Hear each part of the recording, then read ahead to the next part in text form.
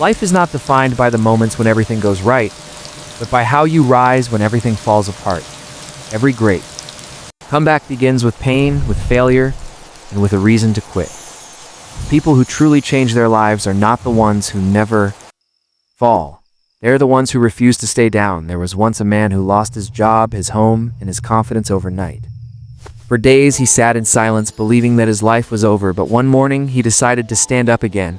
He walked to a small workshop and began fixing broken furniture, not for money, but to feel alive again. Each day, he worked harder, slowly rebuilding what life had taken away. People laughed at his small start, but he kept going. In a few years, that same small workshop grew into a successful business because he never stopped believing in himself. His pain became his teacher, his failure became his foundation, and his comeback became his story.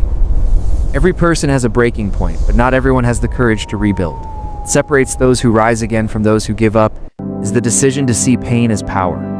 When you lose everything, you also lose fear, and that is when real strength begins. Every comeback story is born from a moment of hopelessness that turned into determination. You might be in that dark chapter right now where nothing makes sense and everything feels lost,